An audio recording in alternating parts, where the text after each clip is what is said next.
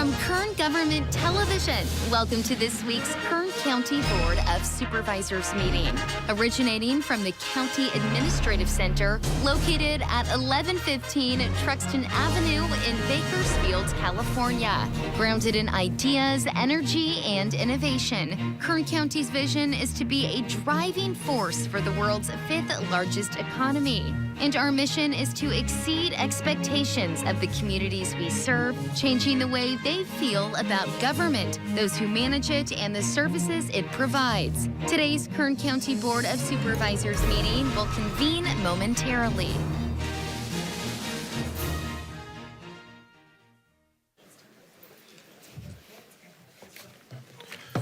Okay, good evening. Board to reconvene. Clerk, please call the roll. Supervisor Peters. Here. Supervisor Scribner. Here. Supervisor Flores. Here. Supervisor Couch. Supervisor Perez. Here. Thank you. Good evening. Welcome to the Monday, July 24th, 2023, 6 p.m. Meeting of the Kern County Board of Supervisors. We'll begin tonight's meeting with a flag salute led by Supervisor Zach Scribner following the Pledge of Allegiance. Please remain standing for a moment of prayer, silence, or meditation, whatever you prefer. Please stand. Salute, pledge.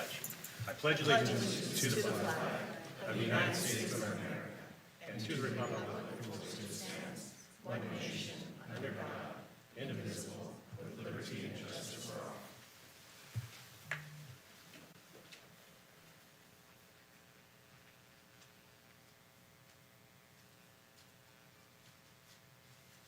Okay, thank you. Please be seated. Just some housekeeping. For tonight's meeting, we have an interpreter providing translation of these proceedings for anyone in the board chamber desiring to hear the meeting in Spanish. Mr. Fernando Lopez, please come down to the podium so you can provide this information to our Spanish-speaking audience. Thank you, sir.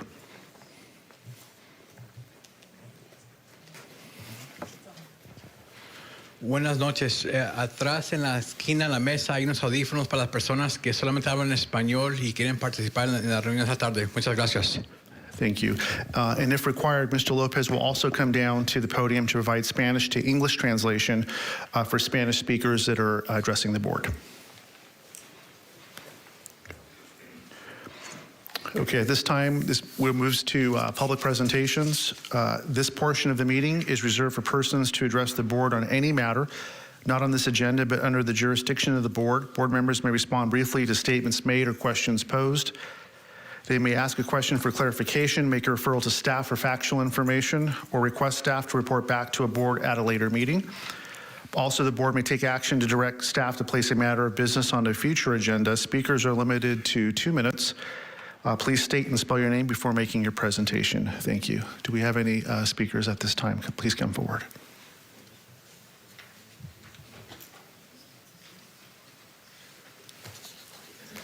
Thank you. Hi, Supervisors. My name is Sundee Martineau. That's spelled S-U-N-D-E-E. Last name is Martineau, M-A-R-T-I-N-E-A-U. I'm actually I'm with my rescue is Bakersfield Boxers and Bullies Rescue. First, I want to say thank you very much for the donation that you guys recently made to my organization. That is all goes straight to the dogs, and it's an honor to serve our community for the animal welfare. I come in today in support of the Kern County Animal Services. I've been active with fellow advocates at the Animal Services Commission meeting, and we've been writing new ordinances since 2019. And we've all been working really hard together with the shelter director, Nick Cullen, and everybody on that panel there. And so we're hoping that these new ordinances will be slowing the population of unwanted pets, our euthanasia numbers, and make our county a better place for animal welfare. Those ordinances will be presented to you guys soon, but we are in a crisis right now, and it's only going to get worse. We worked really hard to start to climb out of a hole, and then COVID hit, and everything's kind of gone backwards, and we really are rolling back downhill.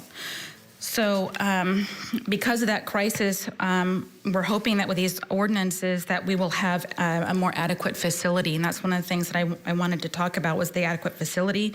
And we need positions that have employment that are necessary to enforce those ordinances. We cannot continue at our current pace. All the work that we've done will be cut off at the knees without proper funding and positions. And our efforts are well deserving of your support. So I beg you to please listen when we bring these ordinances to you. Please consider the efforts, the mental health of shelter workers, the rescuers, the shelter directors, the veterinarians all over Kern County who are running on fumes right now. Most of all, I know you guys are all, involved in the shelter, here and there. When you walk through, make sure you look through at those both dogs and cats, and look at them and let them know you're going to do better for them. Okay. Thank you, Ms. Please, Martin. in support of funding and positions. Good. Thank you for your comments, and we look forward in the coming weeks as the board hears those ordinances. Next speaker, please. Penny. We'll be going to budget in a second, but this is general public comment. Hello, hi, Jamie Kelly. Gandhi said the greatest of a nation. And I'm its sorry, moral... ma'am. Can you spell your last name? I didn't Sorry. quite get it. Yeah, Kelley. Thank you. Gandhi, the greatest of a nation and its moral progress can be judged by the way its animals are treated. In my 21 plus years of living in Bakersfield, I have rescued dozens of dogs and cats. In the last 2 years, the animal neglect and abuse situation has reached a terrifying level. People continue to use, abuse, and throw away animals as if they were things to toss out like trash when no longer wanted. We desperately need your help, our county officials, to make immediate action to support this county's animal crisis. When you help protect our county's animals, you take steps to stop violence in our community through modeling humane behavior, funding more shelter space and staff, and enforcing animal abuse and neglect laws. As a psychotherapist in private practice and a Kern County employee, I continue to see the trauma and pain of the effects of animal abuse on people. There is a direct link between animal cruelty and family violence, as we know from Brofenbrenner's bioecological model. One study found that animals were abused in 88% of homes in which children had been physically abused. Rachel Carson, until we have the courage to recognize cruelty for what it is, whether its victim is human or animal, we cannot expect things to be much better in this world. My suggestions: redirect already funded positions that have not been filled in a certain amount of time to animal services. Vets and animal techs are immediately needed, and offer loan incentive programs as incentives to work in Kern for these positions, as we do for other positions. Request from your managers to transfer a position of their choice to animal services until other funding can be identified, and request that your managers offer staff to work a rotation schedule at animal services. With the help of your managers, locate more building space to care for and adequately house animals. Jane Goodall said, if we do not do something to help these creatures, we make a mockery of the whole concept of justice. Thank you. Thank you, Ms. Kelly. Thank you for your recommendations. Next speaker, please.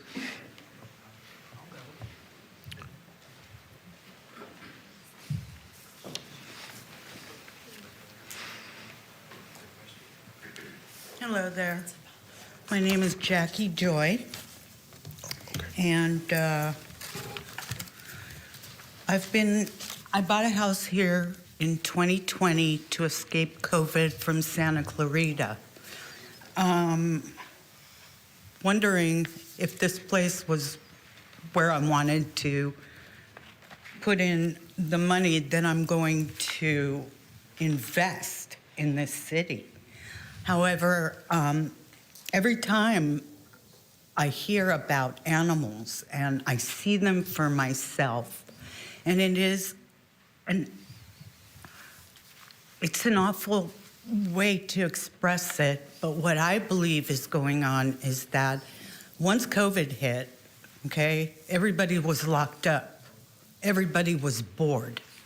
So what did they do? To shut up the kids, they need to get them some sort of animal. But then the problem is when you need to take care of the animal and take it to the vet, these prices are through the roof.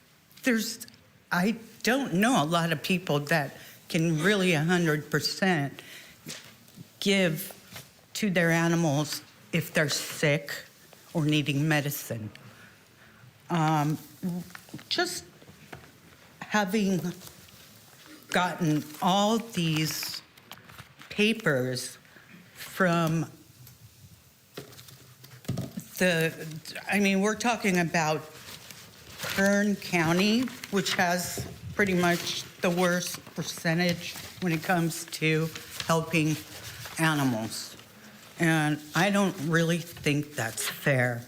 I get, letters from all over the world, but I really just try and help all the American,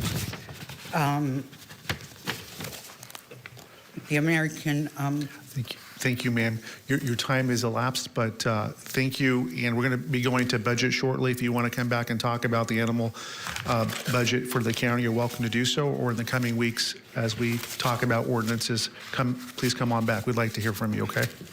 Okay. Thank you, ma'am. Next speaker, please.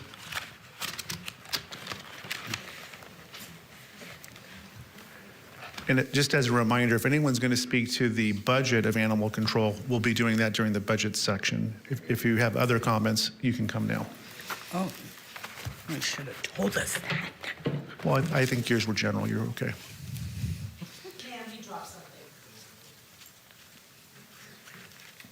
Next speaker. Okay. Seeing none, we'll move forward to board member announcements or reports. Okay. Seeing none. Our next item is under Kern County Administrative Office.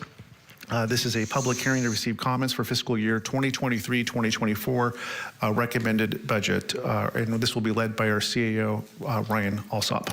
Thank you, sir. Thank you, Mr. Chairman, members of the board. I'm going to introduce Elsa Martinez, who is our CFO, to give the presentation. Thank you.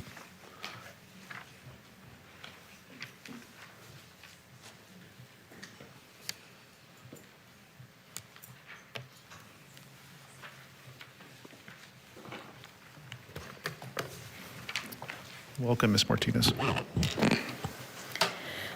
Good afternoon, Mr. Chairman and members of the board. Before I begin today's discussion, I would like to review with your board and our community here the preliminary budget and our budget process. So tonight, I want to remind the public about our timelines and how our budget process works. So the first box, we begin the budget process in mid-January after evaluating the mid-year results and the impacts of the estimated value and property tax. We also consider the proposed state budget and any other economic indicators that would impact the resources that we would have available to fund the budget. We then prepare what we call the budget guideline. So this is an incremental budget approach that is mostly used by governmental agencies. This approach typically maintains the status quo and allows your board to see any increases and savings needed to balance a budget. After your board approves the budget guideline in early March, departments prepare and submit to our office their requested budget allocations. After working with departments for several weeks, in June, we present to you what we call the preliminary budget. This budget document is available for the public for review on our county website. It's also available at the clerk of the board. And as always, anybody can contact our office, call me directly, or call Mr. Alsop, makes himself available to all our community and myself. So tonight, what we're here to provide your board and the public is an update to the preliminary budget for the general fund and fire funds, including the additional funding available from fund balance and additional property tax estimates that after the assessment has completed our assessment role. It is also an opportunity for the public to provide additional comments and for your board to give us directions before we finalize the budget for budget hearing in August. We'll have this presentation tonight, and we'll repeat it tomorrow morning in case members of the public that don't have the opportunity to come tonight.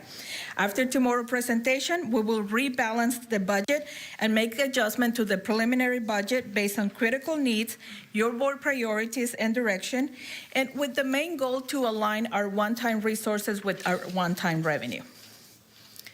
One thing that I want to emphasize, because we have a lot of members of our public here talking about the preliminary budget as it comes to animal control. And again, as a reminder, the preliminary budget is preliminary. We're here to make changes, to make adjustments to the budget to serve the needs of the community and our county as a whole. So this is our preliminary budget. And it's the county budget equals the $3.7 billion. Approximately $394 million, or 11.7% more than last year. This is inclusive of the recently approved Measure K 1% sales tax funding, and this funding will provide additional resources for our unincorporated areas. In this, we're funding this budget with an increase in additional state, federal, and outside funding sources specific for programs.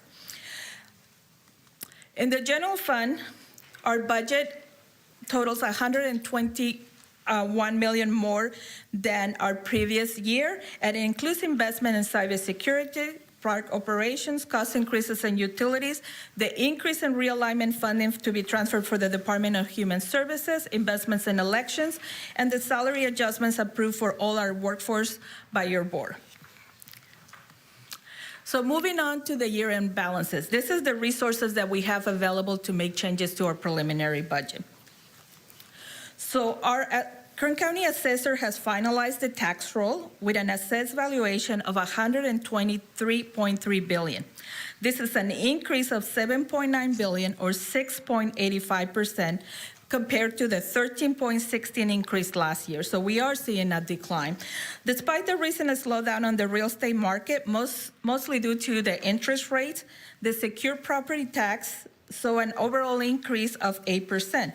However, oil and gas properties only increased 1.71%, which lowered the overall to the 6.85 increase. And while the increase in property tax related to oil and gas is positive news, we're still seeing that this valuation has declined 50% since 2014. In 2014, oil and gas accounted for 33% of the total assessed value. Last year, it was 14%. And this fiscal year is 13%, and you can see that on this graph. So in total, with the assessed valuation changes, we're seeing an increase of $21.3 million in discretionary revenue.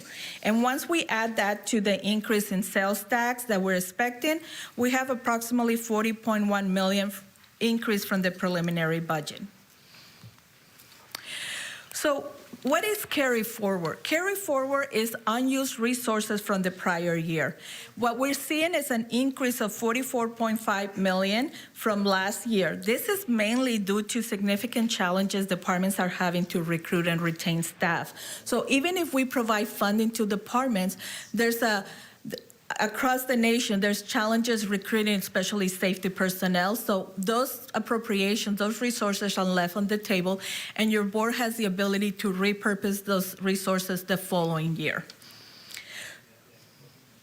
So what we do tonight is we take the preliminary budget and then we allocate the additional property tax and what we call the carry forward, and combine those resources add up to $84.6 million that we are going to go over some recommendations we have for your board.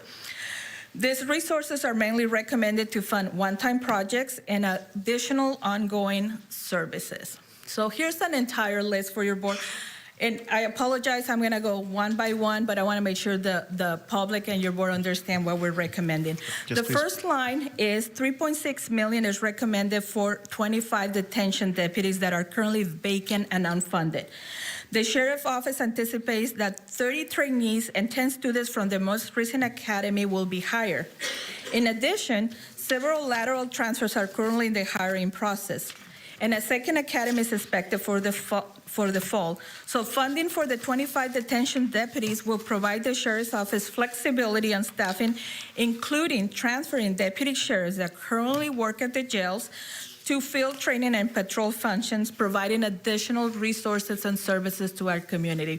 Having those officers on the street is our goal.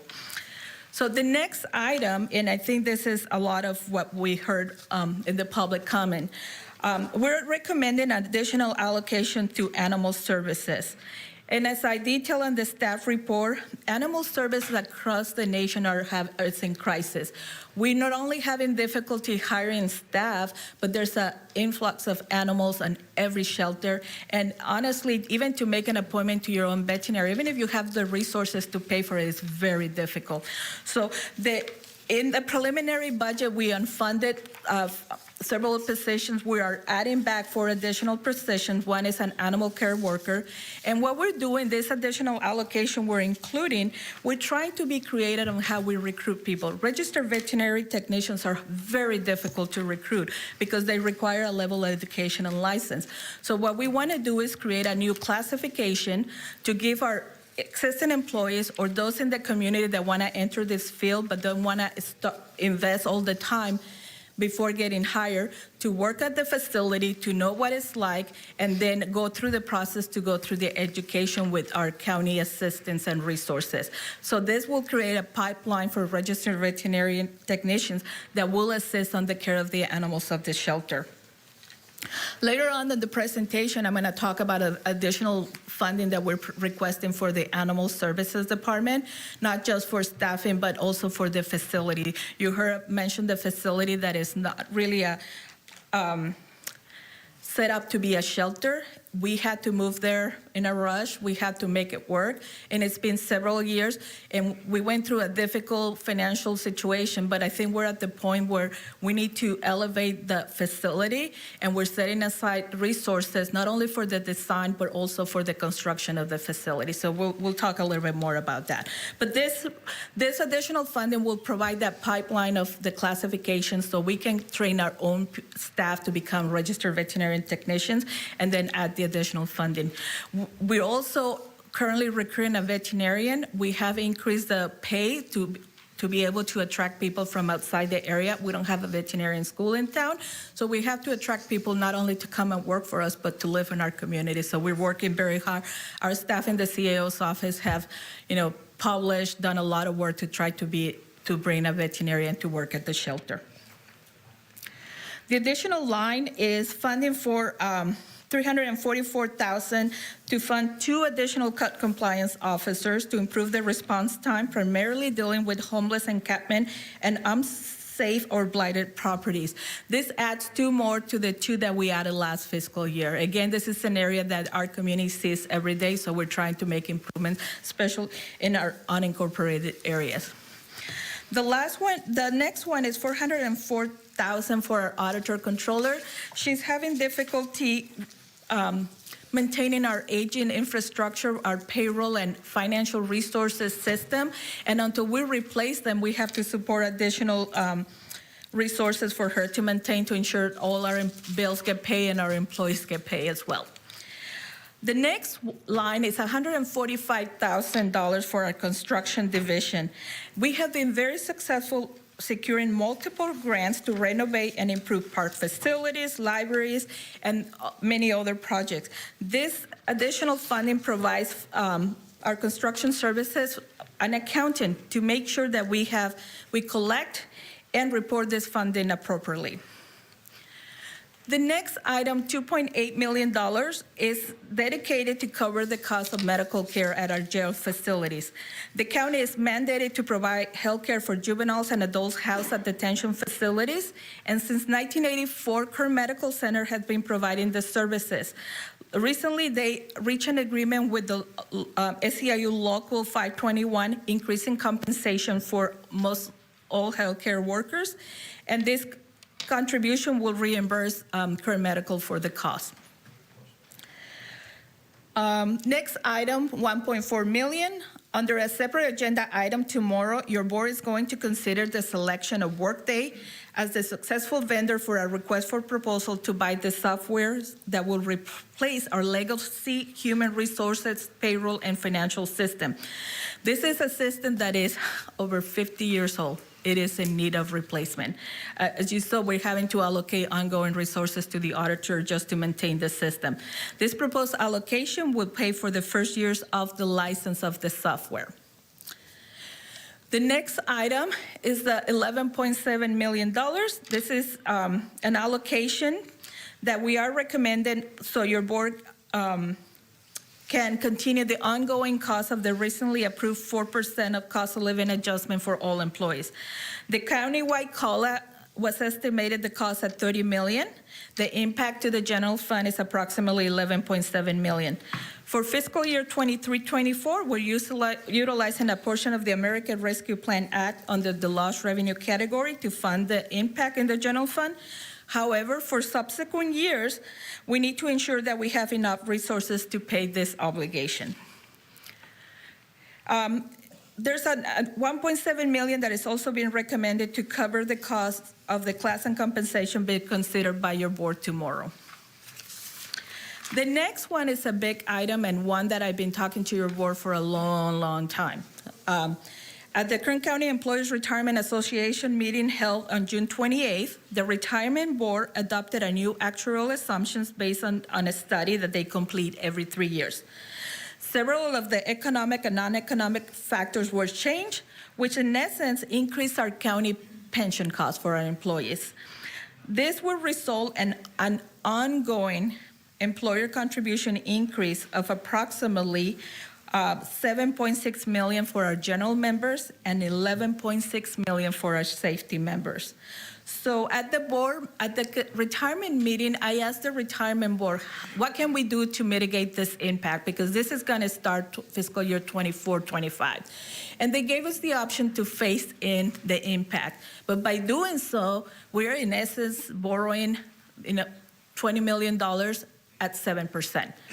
And after considering the impact, what we're recommending that instead your board use $13 million, set it aside, so when that increase happened on fiscal year 24-25, we are ready to pay that cost.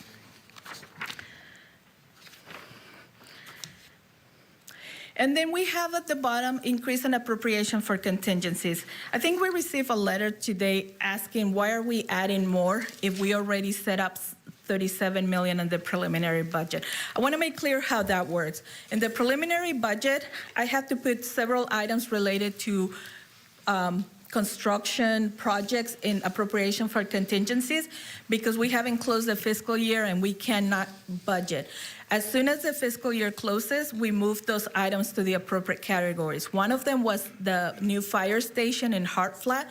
So $9.5 million of what we said in contingencies is now a project for replacement of a fire station. We also set aside some funding for the compensation for our sheriff deputies that your board is going to consider tomorrow. We also set an appropriation for contingencies originally on the preliminary budget. Well, that has now moved to the sheriff budget unit, waiting for your board's consideration of tomorrow's item. So right now, what we have left in appropriation for contingency is our 1% that we put every year. As I mentioned, we have a $3.7 billion budget. We have to prepare in case of an emergency. So I put approximately $5 million in case something happens throughout the fiscal year if we need increased costs or there's an emergency that we have resources to pay up front. We also set aside some money for security improvements at elections. We heard from your constituents that they want to make sure that election dropout boxes are secure, so we actually put some money aside for that. And as always, we set $2 million to help the sheriff continue with the academies, and then $1 million for the housing stipends that your board approved for those locations where the sheriff cannot recruit. It's usually in remote areas of the county. And now that's it. Now we're adding $4.5 million. And what we have in there, we are mandated to do American with Disability Act study. So we're setting some money aside for that. And then other projects, emergency projects that may happen throughout the year. Your board also has the option to take in some money and reassigning that amount to other areas that you feel is a priority, and we'll incorporate those in the final budget. I'm going to stop right here before we move to the one-time adjustments in case your board has any questions. Okay. All right, one-time adjustments. So as I mentioned, we had a carry forward of $44.5 million. We tried to allocate those sources to one-time projects or costs. First, we have set aside $3.4 million for major maintenance and capital projects. Let me go over the detail. The first one is $1.5 million for countywide park improvements. This is specific to playgrounds, to bathroom, making renovations to the physical infrastructure. And normally that's divided across all supervisorial districts evenly. We had a presentation before where we talk about how much each district gets allocated. This is the general fund portion, and it gets allocated evenly across all supervisorial districts. We also set in some money aside to fix some restrooms at the jail facility. The $128,000 is the one I mentioned that we're setting aside for security improvements. This is just an increase. The total amount set aside for security improvements is approximately $1 million. We don't have the cost estimates for what is the total, but we set an appropriation for contingencies. Once we get cost estimates, we'll allocate. We're doing some changes. We purchased the 18th Street building. It has a great facility that we can make some improvements to have a separate board meeting where all our commissions and all our meetings can be done after hours, so we're setting aside some money. We have some minor improvements to do to the closed session room. And then the most important one at the bottom is our animal services facility design and build. So the first step in building a facility is designing the facility. So we want to make sure that we start right now to figure out what are the needs of the facility. We're going to work with our animal services director and go over the needs, what works better for the animals, what works better for the employees, and what works better for our community. If you recall, when we enter into a lease for the corner facility, we also secure the right to purchase the land to build this facility. So we already have that. Now it's time to start the design and preparing to build that facility. Usually a facility design takes at least a year, and then construction is 2 to 3 years. So, but we need to start now because the facility that we currently occupy was not meant to be a shelter. So we need to do that. The next one is put in funding $12.3 million for the Regional Public Safety Communication Network. Your board approved the agreement, and during that board meeting, we set aside $95.5 million for this project. This additional funding will provide for the radios for our public safety first responders. So not only you have the network, in that agreement you approve the entire cost. We just set up $95 million. We're adding $12 million to buy the first batch of radios, so our public safety employees can have those right away. The next one, I know I mentioned during the project that we're setting aside $1.5 million for park, and that was for infrastructure. Now I have $1 million that we're recommending to fund to increase the service levels at the parks for landscaping, for restroom services, for cleanup of playgrounds, and honestly to mitigate vandalism. We have seen that happen across most of our parks, and we need to take a more detailed approach to kind of fix the vandalism and to provide restroom services and to make sure our grasses are maintained properly. So that's just increased service level. Thank you. I don't mean to interrupt, but quick questions. On the 1.5, you said that was evenly distributed among all our districts. What about this 1 million? Is that also an even distribution, or is that just needs-based? We have not. It's really going to be need-based. We're going to work with our General Services Department. One thing what we want to make sure, and it's clear, that we have a plan. So when we do this, we want to make sure that we have a plan that says, okay, we have this park where the bathroom get continually vandalized. Okay, what are we going to do about it, and how are we going to address it? There's some parks that are not, they're in better shape than others, so that's really going to need base. Thank you.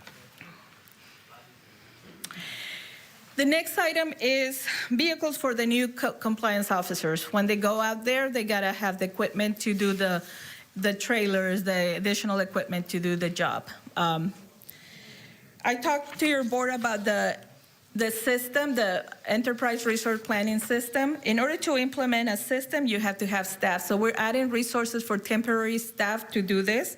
Let me go, sure. So the next items below are increases to our reserves and designations. So it is the county policy to maintain a reserve of 10%, which will equate to $53.5 million for next fiscal year. We're adding an allocation of 3.5 to bring that reserve to that $53.5 million. The next item is an increase to our tax litigation reserve. The county share of the tax liability currently at the Assessment Appeal Board is approximately $50 million.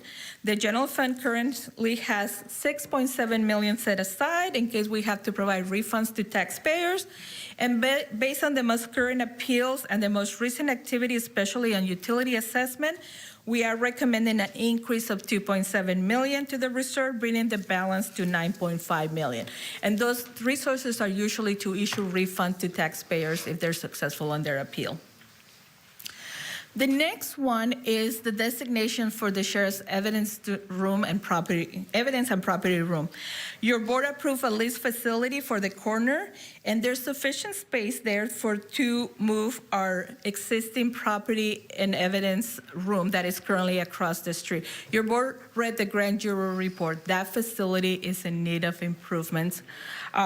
So we are setting aside $5 million to make the improvements in the leased corner facility that will move our property room to that area. If we were to renovate the existing facility across the street, it would definitely cost way more because it's an old building. And again, here we have another building that was not meant to be a property and evidence room, and especially not since as long as it has been. I mean, this is a big county and we keep outgrowing our facilities. And then the last one, as I mentioned, not only we need to design our animal services facility, but we also need to start setting money aside for the construction. So when we're ready to make the facility available, so what we're recommending is setting aside the remaining funds, approximately $14.8 million to build, to start setting that money for a facility. Before COVID, prices were lower. We were looking at $30 million. With the price increases and inflation, we don't have a good estimate. We will have that after we design the facility, and we'll come back to your board with those numbers. I'm going to stop right here before we move on to our next, in case your board has any questions. Okay. I don't think anyone's questioned. Please proceed. All right. So at this time, I would like Mr. Alex Alba to go over the fire fund. These are reserves. And good afternoon, Mr. Chairman and members of the board. As Ms. Martinez mentioned, I'll briefly go over the fire fund. The fire department's preliminary recommended budget for fiscal year 23-24 totaled $186.1 million and included funding for all 703 of the department's authorized positions and allowed for the county fire stations to remain open. Additionally, through an allocation of Measure K funding, the preliminary recommended budget included an additional 37 positions to enhance the level of medical care within the unincorporated area, as well as an allocation to the county to retain a diverse and qualified firefighter workforce that responds to emergency fire, rescue, and medical aid requests. And as mentioned by Ms. Martinez, a $9.5 million Measure K allocation was included in the preliminary recommended budget to relocate Station 11 from Keene to Hart Flat, to position Station 11 closer to the community area it serves, and repurpose Keene Station to support wildland fire stations year-round. Similar to the general fund, property tax revenue for the fire fund was revised and includes an increase of $5.3 million from the preliminary budget. This increase, coupled with $2.8 million in net fund balance carry forward, totals $8.1 million in additional available resources. The department has routinely limited the use of fund balance when possible towards one-time capital expenditures. The department will use approximately $5 million of this one-time available resources towards the $28 million in capital and apparatus replacement needs. The remaining $3.1 million will be placed in the fiscal stability designation for use in future years. This prudent set-aside of reserves is important, particularly because of the fluctuation in oil and gas-related properties, and as previously stated by Ms. Martinez, the increase in retirement costs related to safety personnel. This concludes my prepared remarks, and I'll turn it back to Ms. Martinez for final comments and next steps. so what's the next step? As I mentioned, we do the preliminary budget. We come to your board with the recommended changes. So after today, we will incorporate any changes and any board direction on our final budget, and we'll have it available for budget hearings in August. There's a lot of needs in our community, and I know we have members of the public that are going to talk to you about those needs. We have we're barely out of a fiscal emergency. We're getting ready, we're setting aside money to prepare, and I think we need to be prudent, and especially when our property taxes, so especially oil and gas, keep changing. We are in a good step to move forward, and I hope that our recommendations are clear, and I'll be happy to answer any questions if you need additional information. Thank you, Ms. Martinez, for that overview, the timeline, and all the preparation and treatment of the issues. We're very well served, and now we'll go to the public to hear their input as we move forward. So thank you so much. Okay, so at this time, I'm going to open up public comment on the upcoming fiscal year budget. Now's the time. If you'd like to come speak, please come forward. Oops. I got props. Yep. I got props. Okay. I have pictures if you'll let me submit them, or should I wait? This is, thank you. Are they all? It's just one packet. I did not make enough copies for everybody. Oh, smooth. Okay.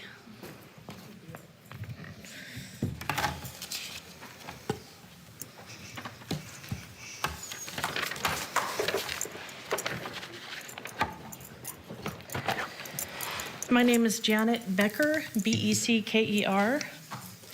I'm with Pearl's Aloha Rescue Team. I recently saw a cartoon that showed a new arrival at the pearly gates of heaven plugging his ears. The admitting angel who was standing next to the entrance said, "Sorry about that. There's a billion dogs in here who really get excited when someone's at the gate." I do believe dogs go to heaven, and I do believe they have souls, yet they are surely seen as the least of these. I recently helped with rescue this little dog. She was being beaten and kicked by a 7-year-old, and her eyes were glued shut. When the parent was confronted about the child's behavior, the parent said, "It's just a dog." We learned later that that man was an abusive husband and once boiled a dog to death. Our dog problem in Kern County is actually a people problem, and the dogs are suffering. I won't go into all the reasons why, but Kern County dogs are in crisis. This last year, my husband and I tried to help, and we photographed and networked over 566 dogs, some of which are in that pack. And we networked them, put them on social media, but even with full-time volunteering, we could only photograph 30 to 40 dogs per week when hundreds were coming in every week, so it wasn't enough. We decided to send out email blasts with the images and their write-ups to over 1,400 rescues across 17 states and Canada. Soon we had the attention of a few rescues that had room, but they had no way to get the dogs there, so my husband and I drove them. Often the journey was 1,300 miles each way. In addition, many of us fostered the dogs who were about to be euthanized and needed a safe place to stay while awaiting transport. Shelter dogs often get sick, and when they get sick, it's impossible to get health certificates they need to be transported across state lines. This last year, my husband and I volunteered over 3,000 hours of our time, drove 25,000 miles, taken hundreds of dogs to safety. It has caused my own income to plummet, given me PTSD nightmares, and our health has declined. Ms. Becker, your time has elapsed. You want to bring your comments to a close? I have, yeah. Or leave us any information that you want. Well, I can just let the next person finish my, okay. That's fine. That's fine. Thank you. So I'm going to hand this over to my husband, and he'll finish. Here you go. Okay, so this is where you can start there. Hopefully you can read my handwriting, and here's your prop. Runs out of time, just hand it to Janet. I have not done a dry run on this yet. And I crossed out a lot, so we're... She did. This last year... And your name, sir? Oh, That's Craig Becker. Thank you. With Aloha Pearl's Aloha Rescue. This last year, my wife and I have volunteered over 3,000 hours of our time, driven 25,000 miles, and have taken hundreds of dogs to safety. It has caused our income to plummet. You already read that, right? Okay. The stress of trying to step up when most others won't has taken a terrible toll, and we won't be able to continue with all the things that we did before. We do need your help, which is why we're here tonight. When printing these pictures for you, the pictures became less and less visible. The printer said, "Supplies are running low," in quotes. I was going to reprint them, but I decided that it was appropriate. Those of us in animal care are tired. Supplies are running low. We can't keep going like this. Eventually, we will be invisible.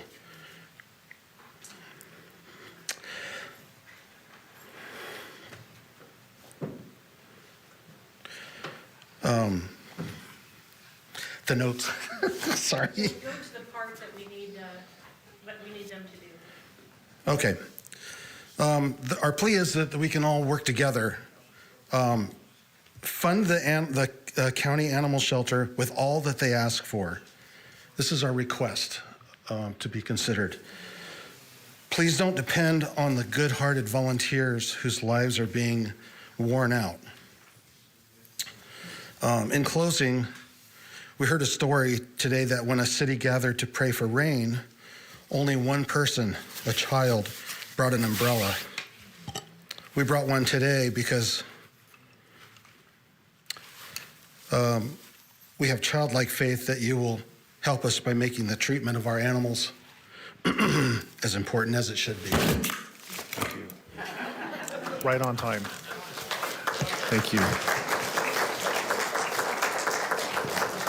Thank you, Mr. Becker and Mrs. Becker, and thank you for all the hours, thousands of hours that you've personally put into it, and the miles driven. That's appreciated. Thank you. It all makes a difference. Okay, next speaker, please. Yeah, sure. Supervisor Perez. Just while we're waiting for someone to come down here, can I just say to Mr. and Mrs. Becker, that is the most stunning display I have ever seen of love for our four-legged friends. Between Margot and I think we're just like trying very hard not to cry right now, frankly, because of the beauty and the love that is so obvious, so apparent in that presentation. Really.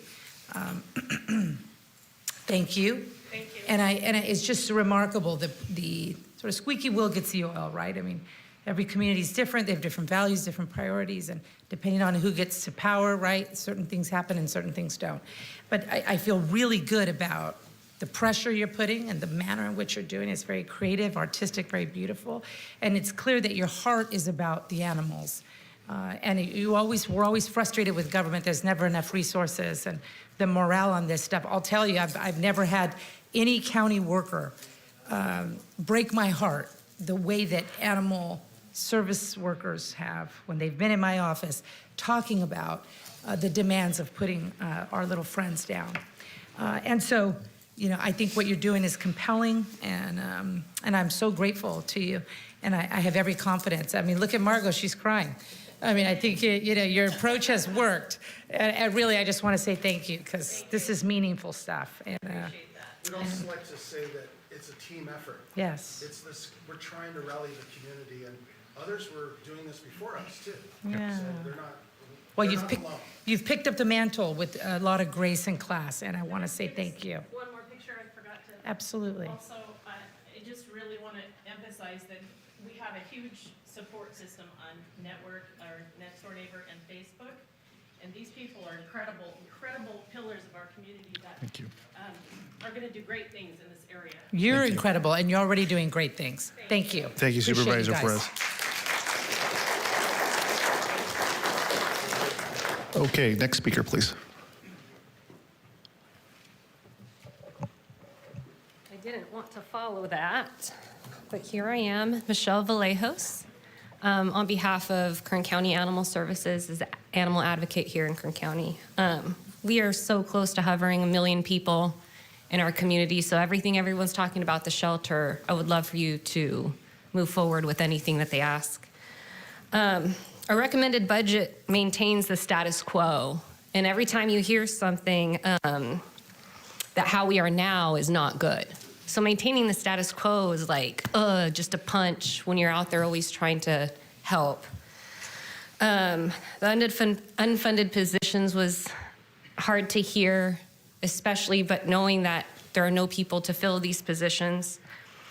I read about additional revenue that comes from licensing, which not a lot of people end up licensing their dogs, or redemption of animals. The people that come claim their dogs at the shelter hovers about 8%. So the revenue on that is, hardly there. Or adoptions, which we're so frantic to save all the animals. There's $20 adoption days, $20 adoption weeks that turn into months to free adoptions. So all this, the extra revenue, maybe there's better ways, and maybe the ordinance that comes across your guys' desk will be another good way to bring in some revenue. I know that most people in this room, we all claim to love animals. We don't want to see them euthanized. No, I can't imagine anyone in here is going to say anything other than that. And I come to you because you have the power to prove how much it means in this community for our one tiny shelter in a community of almost 1 million people. So I just want to thank you. I hope that you take everything everyone's saying and put it within you. Thank you. Thank you, Ms. Vallejos. Okay.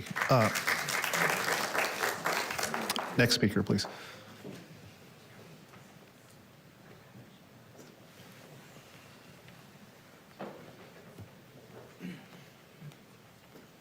Hello there. My name is Cheryl Deckel. Do you have to spell it? Can you spell the last name? Yes, Doeckel. Hi, and I'm part of Bakersfield Strays. What I do is we go out and we feed strays that are dumped out in the orchards, and there's a lot. Kern County is getting to be known as, I guess, the dumping dog capital. Not really proud of that, but it's heartbreaking to go out there and see these animals. Kern County Animal Services, they're full. They have a lot of dogs, and they need more funding. There's so many dogs that are still out there that if you make a call to come get the dogs, they may not get out there for days. The dogs are suffering. And I only deal with dogs. I don't deal with cats, and I know Animal Services is, cats as well. But I just see this on a daily basis, the suffering, the dumping, the abuse, the neglect, and then the limited resources to call and have them respond to things that we see out in the field. And so I just implore you to provide funding to Kern County Animal Services so they can do what they need to do to take care of the animals and the shelter workers, all of them, because I know that they're really at the brink. So thank you. Thank you. Okay. Next speaker. Hello, my name is Mario Garcia. I'm from Lamont, California. And with the people, help try to make programs to keep the kids happy. Try to make Marble Day, Color Day, Kite Day. We need programs for our kids out there. And I was wondering if you guys could help me out to have a 1-year program to help out our kids, have a special day, movie night, for popcorn or whatever. Anything that a kid did and had fun, and the family could enjoy it too. Because I remember when I used to play marbles, and we used to have a lot of fun. And two, I got one more thing I have to say.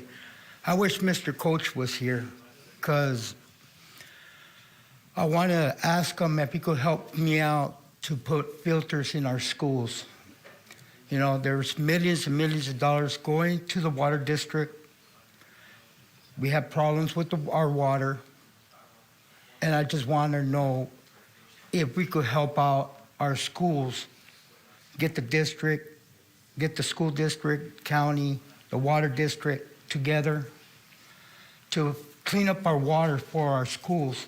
Because we got that 1, 2, 3 PCT pesticide in our water, and schools have it, and I want to have a zero tolerance on pesticides in our schools, because our kids are the future, and I need help.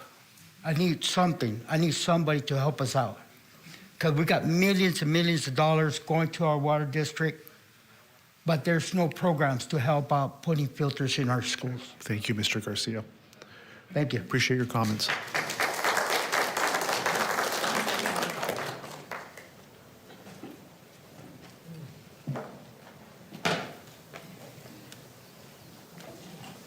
Hello, my name is Janet Armentar, spelled A-R-M-E-N-T-O-R.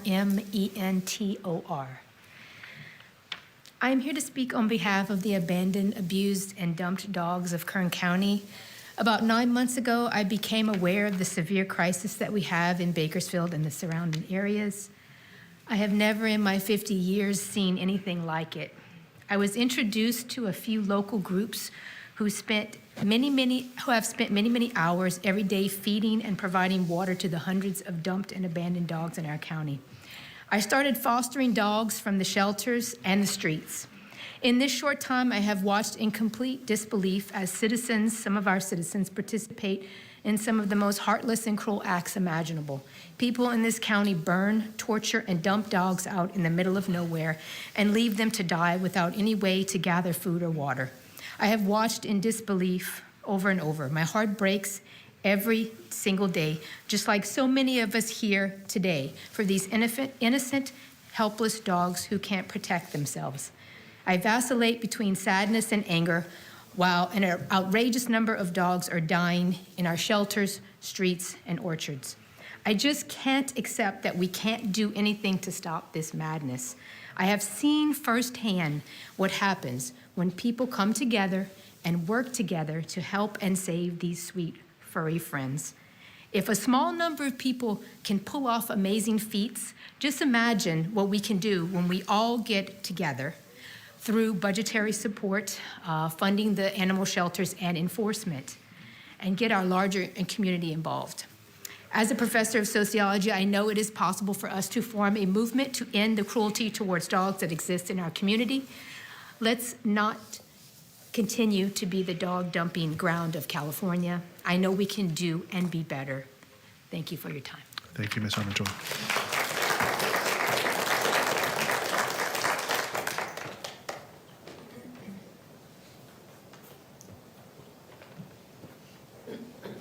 Hi, my name is Megan Allen, that's A-L-L-E-N, and I'm a volunteer at the Animal Services Shelter. I have been for about a year now. Although the proposed Animal Services budget states the Streets of Bakersfield program is run by the shelter, the recurring event itself is run by volunteers and has been for over 6 months now. Staff prepare the dogs for the event, but I and several other volunteers run the program due to lack of staffing. With that in mind, I want to focus on one sentence in the Animal Services proposed preliminary budget. Quote, the preliminary recommended budget maintains status quo but provides little flexibility to enhance the programs that will continue to increase live outcomes, end quote. The current staffing level is intended to maintain the bare minimum, yet intakes and euthanasia rates are increasing. Volunteers are doing more and more of the work required for live outcomes, and shelter staff are dealing more and more with the hard physical and mental load that a facility at 2 to 3 times the capacity will bring. The higher number of dogs housed and cared for are stretching an already stretched staff from the bottom to the top. Nobody wants to euthanize more dogs, though, so staff are working themselves to breaking points to get it all done. This is leading to high burnout and turnover. This will only amplify and get worse with a status quo strategy. A goal referenced in the budget is to continue to work towards no kill. At this point, with the levels of intake, skeleton crew, and lack of proactive measures by leaders, we have lost all progress that was gained during the COVID era. We are sliding backwards dramatically, and without more programs run by staff, we will continue to lose this battle. Animal Services proposed budget from tax revenue sources is 1% of the total public protection budget. To truly start to tackle the problems we are facing in this county, that needs to increase to at least double, to be honest. That sounds dramatic, but going from 1% to 2% of the total public protection funding isn't that dramatic at all. I urge you to reconsider the Animal Services budget and give them more resources to tackle this crisis in our region. Thank you. Next speaker, please.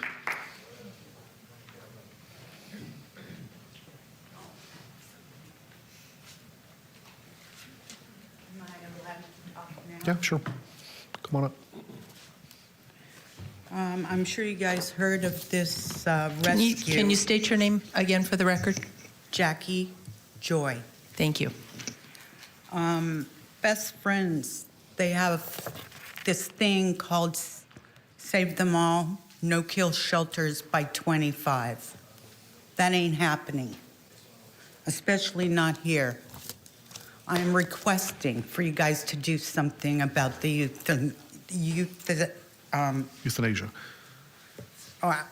Personally, I was going to say killing. Sure. Okay, but you're killing animals, and it's not fair. It's not them that caused the problem. It's humans and people that are cruel and have no sense of love or any type of caring. I hear about the budget in regards to parks and bathrooms. You know, I see online every day the fact that places are being, spray painted. And they come and they fix it. 2 days later, it's even worse. They redo it. They've stopped coming to do anything. They just, I don't know. The county just doesn't want to deal with it. I think they're just looking the other way because they themselves don't know how to deal with it. And that, of course, comes to a higher standard, which is basically the politicians. I'm requesting, I'm really, really upset. I cry every day. I can't handle seeing what people do to animals. Personally, if it was legal for each and every dog that is abused, I believe the abuser should be locked up for good. But what happens is they get convicted and they're out in 2 hours. Yeah. Thank you, Ms. Joy. Thank you for commenting again, okay? But what? But your time has elapsed, but we're taking in all the comments as a board. So as the budget discussion moves forward, we'll be able to give animal control treatment that it deserves, as well as all the budget items and departments under our jurisdiction, okay? Okay, well, killing dogs 100 a day I know, isn't acceptable. It's not acceptable. It isn't. I know, ma'am. And you guys need to do something. I know, but thank you. Thank you for your comments. I have been to the facility, our old facility. I've seen those barrels of dogs. I remember the smell vividly. It stayed with me for days. And I assure you that we're committed to animal welfare, so just bear with us, okay? At the end of the day, this is behavior driven from the public. There are bad actors out there, and that is the root cause.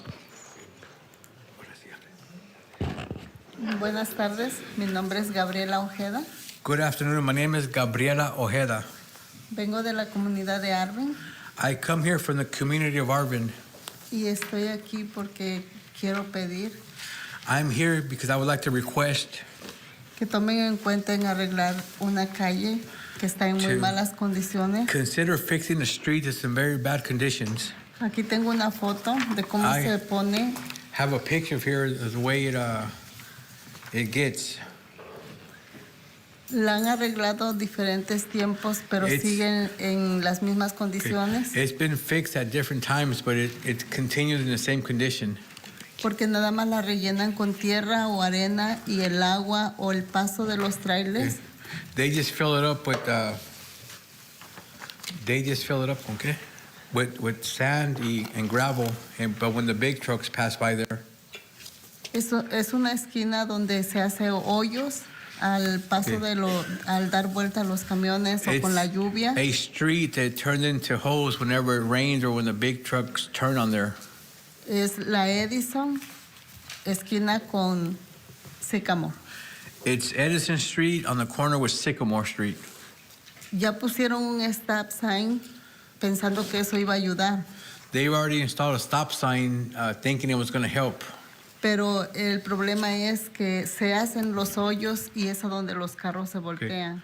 But what happens is the holes develop and then the cars hit them and they flip over, Especialmente cuando hay lluvias especially when it's raining. o hace mucho aire y la tierra hace que se resbalen los carros. Or it's real windy and it kicks up gravel and it makes the car slip. Ese es un camino que se usa todos los días para los trabajadores que That road is used every day by workers, y somos especialmente trabajadores que van al campo.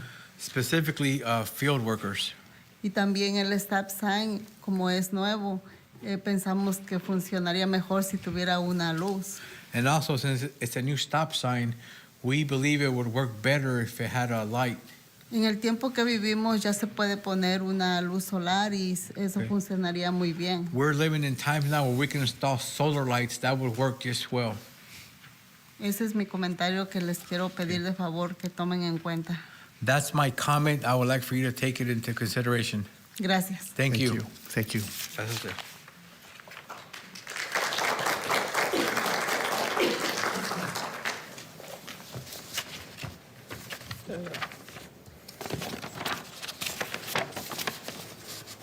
My name is Joel McKay, Joel, I'm the chairman of the Roseman Municipal Advisory Committee out of the 2nd District, and I'll be advocating for my community of Roseman. I want to talk about public safety. I will discuss an issue and I'll provide a solution. Roseman has a population of over 20,000. We're the largest community in the East County with 52.34 square miles. Deputies who patrol this area also patrol North Edwards, Boron, Mojave, all out of the Mojave substation. We are past the issue of lack of public safety being a problem. We are in crisis mode. Kern County is doing an excellent job with incentives, but other departments are offering much higher salaries and better incentives. Along with the defund the police movement has crippled law enforcement. Getting qualified applicants who want to do the job is getting more difficult. I lay the blame on Sacramento. The board is spending millions of dollars on our county parks alone. In Roseman, we're due to get $3 million in improvements, which I am greatly appreciative of. The county can make all these improvements by spending millions of dollars on our parks, but the community will not use them unless they feel safe. As I stated before, we lack public safety. Our sheriff's department is stretched thin. We do not have the resources like some of the other areas, other districts that can rely on city police to assist. Vandalism in just 2 parks, Casaloma and in Roseman. Casaloma having vandalism to lighting and having one of our bathrooms burned down, $1 million just in 2 parks. Los Angeles County has a division that their deputies strictly patrol parks. They have county security that are assigned to those parks. We don't have the manpower to do that here in Kern County. So I'm suggesting that we expand the park ranger positions, add county security, creating a safer environment for our parks. It does 2 things. It makes our parks safer. It adds qualified security officers who have, in 3 years will be able to be deputies that give the Sheriff's Department a pool of people to pull from. Thank you, Ms. McKay. Mr. McKay, will you bring your comments to a close? Yeah, so I'm, like I said, we need to do something. We can't sustain spending millions of dollars and then going back and spending millions more on vandalism. So I'd like to see a little bit more public safety out in our area. Thank you, sir.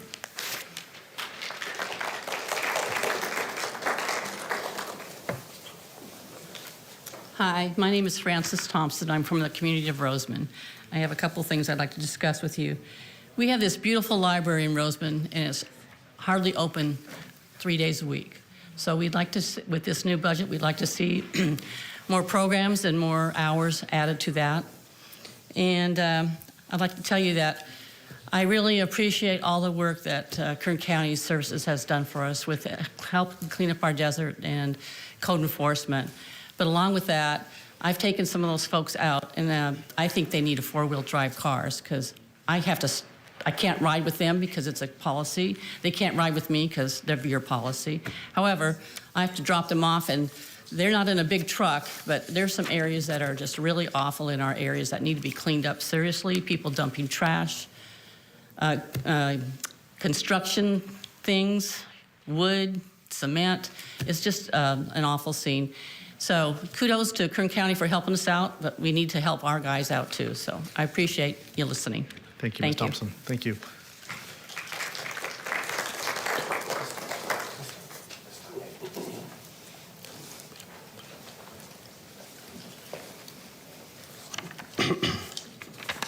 Muy buenas tardes, mi nombre es José Ojeda. Good afternoon. My name is Jose Ojeda. Soy de la comunidad de Arvin. I come here from the community of Arvin. La razón que estoy aquí es para pedirles The reason I'm here is to request from you de todos los señalamientos que pertenecen al condado, all the street signals and street signs that belong to the county lado de Arvin. near in the Arvin area. Yo soy trabajador del field I am a field y worker.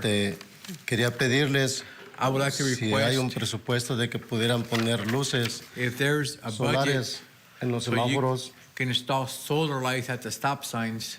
¿Por qué les pido esto? Porque Why do I request this? en tiempo de invierno es muy difícil mirar el señalamiento por la neblina. The winter time, due to the fog, it's very difficult to see the stop signs. Y cuando el semáforo, cuando el stop tiene un semáforo que está flasheando, And when the stop sign has a flashing lights, es visible de lejos y puede uno tener precaución. it's visible from afar, and we are able to take precautions. Cuando nosotros madrugamos a las 4 de la mañana que trabajamos al field We have to get up at 4 in the morning to go work in the fields. y hay neblina, There's foggy. lamentablemente no alcanzamos a ver el stop Unfortunately, we are not able to see the stop sign. y hay veces que los compañeros se van de paso There's some times that our coworkers, they just run it. hablo de las calles de la David y Rancho y Hiring. I'm talking about David Road, Rancho Road, ¿y qué? David, Rancho, ¿y qué más? Dijo David. Hiring, Harding, Rancho, and David Roads. y David en Rancho. And David and Rancho Roads. Por favor, se Please. les agradecería I would muchísimo y appreciate it a lot. nos ayudarían a nosotros como trabajadores del field It would help us tremendously as farm workers para evitar tragedias. to avoid tragedies. Thank you, Mr. Ojeda. Muchas gracias. Do you have anything that would you like to leave with ¿Hay algo que nos quiere our dejar? staff? Solamente esta fotografía de cómo tienen un stop en la que viene siendo la Panama Line y la Panama Road, Panama Line, Panama Road y Comanche. Just a picture of what we're talking about, the one on Panama Road and Comanche. Thank you. Gracias. Thank you. Gracias. And I'll forward this to our staff and the supervisor of that district. Good evening. Gustavo Aguirre with Center on Race, Poverty and Environment.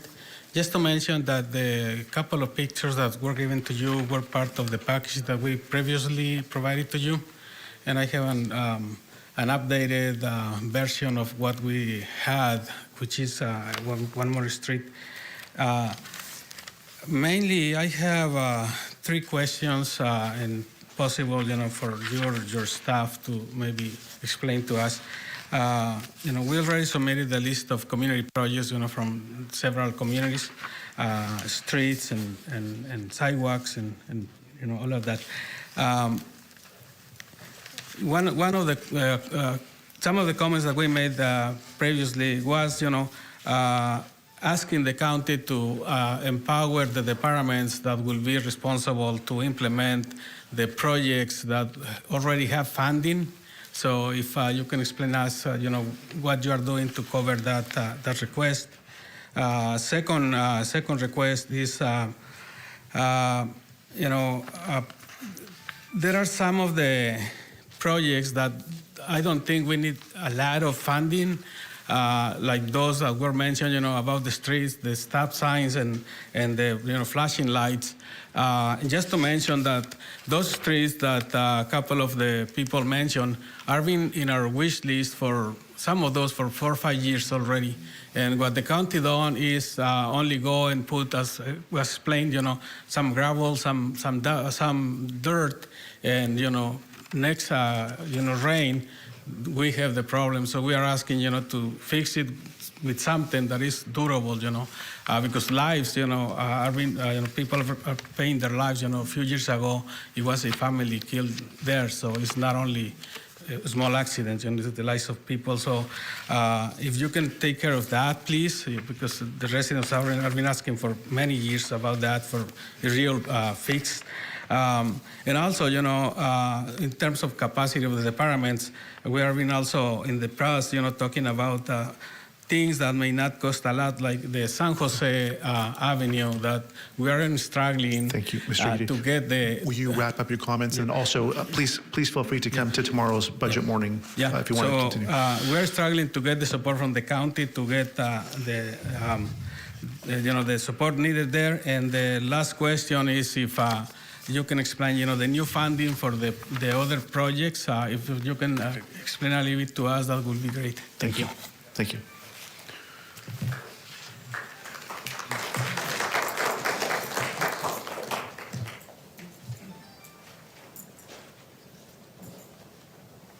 Hello.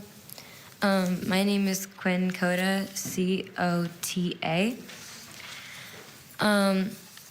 So I didn't think I would be speaking today, but I've heard everybody speaking, and I just thought I wanted to speak up about this matter. I am with my mom, Janet Armator, and we help foster dogs from the shelter. They're always, every single day, there are 100 of them being euthanized every single day. And we fostered a dog that was abandoned with her puppies outside and on 110 degrees. And unfortunately, one of them didn't make it because they didn't have access to food and water. It's terrible what's happening to these dogs. They're being locked inside cars and thrown out in the freeway. It's horrible. I hear about it every single day. I am an artist. I make pictures of dogs and I put it on the crates for these shelters because I'm hoping that, maybe families will see it and might consider adopting. I see these shelters and they're racked up with blankets and food because they don't have enough funding to help these dogs. And I'm just hoping that maybe you guys could consider giving a little more money to them so they could afford enough food and water and all the needs, because there's just not enough. And these dogs they're struggling. And it's not fair. They can't speak up about it, but we can. And so it's our responsibility to speak up because these dogs are just like us. They need help too. Thank you. Thank you, Quinn. Quinn, I am thoroughly impressed, Quinn, with you articulating your point, your passion. You were flawless. So thank you. That's very impressive.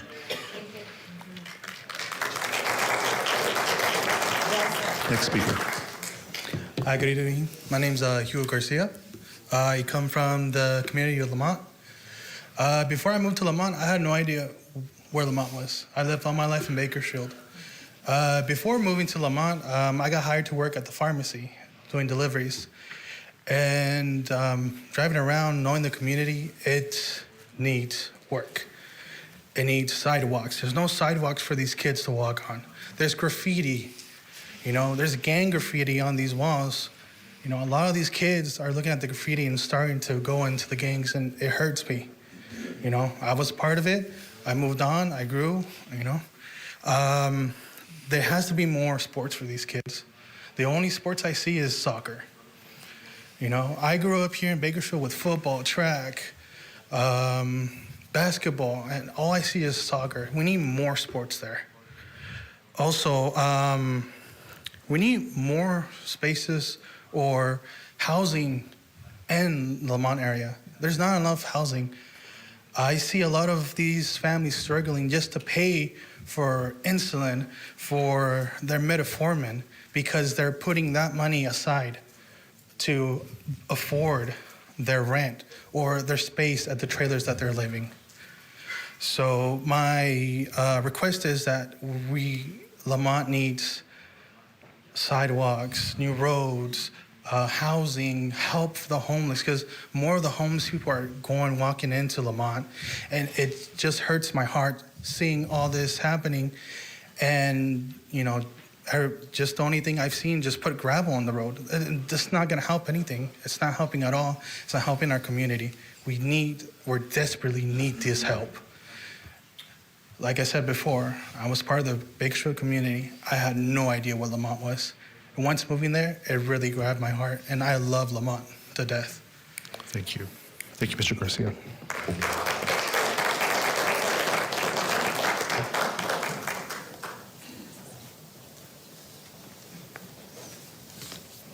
Hi, my name is Sandra Melgoza. That's Melgoza. Thank you for the opportunity to present a comment. Leadership Council for Justice and Accountability work alongside some of the most vulnerable communities to climate change that lack basic infrastructure and resources. During this year's budget cycle, we urged the county to listen to resident concerns and comment and address them during the 23-24 budget cycle. The community of Fuller Acres has long awaited improvements along Highway 184 to address safety concerns. Being that this area is a bus stop when children are in school, it is vital that we do everything possible to keep them safe. While the county does not have jurisdiction over Highway 184, safety is a concern to its constituents. We recommend that the county allocate funds to implement traffic mitigation strategies where appropriate and work with Caltrans to move forward with sidewalks and other infrastructure. ARPA funds should also be allocated to address the continual flooding on the corner of Juanita and Hoffman. During the rainy season, children cannot get across the puddle to get to school. This needs to be addressed. Additionally, we thank the county for working on the streetlights project throughout the year, but we respectfully request the county to please ensure that this project is implemented in the short term. The community of Lamont asks that the county set funds aside in the general fund to fund a water bottle delivery system to low-income families in Lamont. Additionally, we ask that the county work alongside Bear Mountain Recreation and community-based orgs to provide free activities and festivals like the gentleman before me mentioned, using Measure K funding. When Measure K was adopted, a variety of measures were listed as possible uses. It is incredibly disheartening to see that none of the proposed Measure K funding will be used to address homelessness and keep residents housed. The county must allocate Measure K fundings to ensure programs such as a rental assistance program, rent control, and right to counsel are enacted to provide immediate relief for housing to residents. Thank you for your time and consideration. We submitted a letter via email with our full request. We're open to any future conversations. Thank you. Thank you, Ms. Melgoza.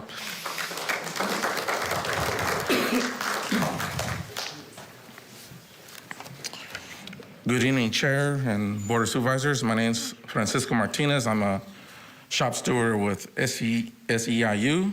I've come to almost a lot of these budget hearings in the evening, and I've always been really fascinated with fund balance carry forward. So I'm gonna ask some questions, and I know you guys can't really answer the public, but if you can direct me to the CAO or someone can answer these questions.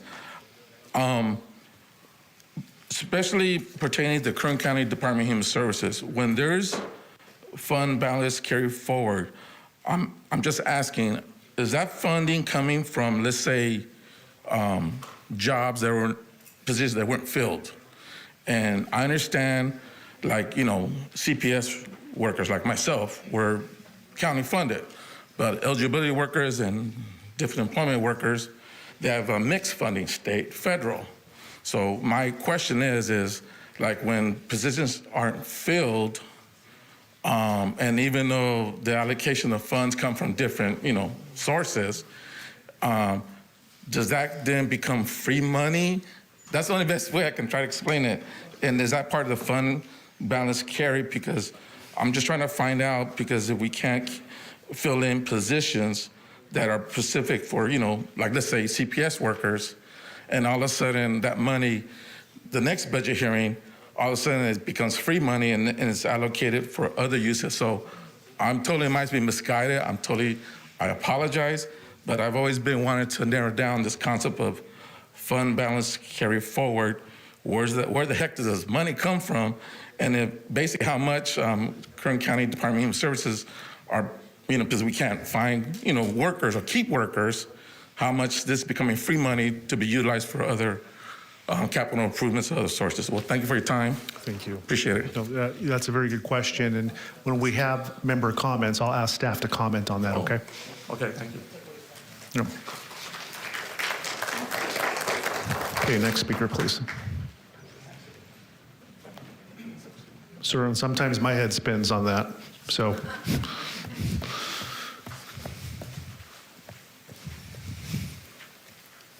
Hello. My name is Fallon Mitchell, F like in Frank, A-L-L-O-N, last name M-I-T-C-H-E-L-L. So as I said, my name is Fallon Mitchell. I am a resident of Rosemond. I grew up there. I actually moved away. I did what most people do when they grow up in a small town, where I'm going to run away to the big city, and then I came right back. But I just wanted to say thank you to Supervisor Scribner, because I was recently accepted onto the Rosemond Municipal Advisory Council. But with that said, being that I grew up in Rosemond and I moved back after a long time, we've grown in so many ways, and the community is starting to thrive. I actually personally work for the school district, and our numbers are increasing daily. I mean, we're going up hundreds of kids. The town is booming. The problem is we don't have a substation really anymore, and we're lacking the public safety component. And with a lot of people moving from LA and other counties and other areas, because Kern County's tax rates are a little bit better. And that was one of the reasons that I moved back myself as well. So we're seeing a lot of vandalism with our park, and I know we're spending a lot of money to fix it up, and again, we really appreciate that, but I want to see that stop.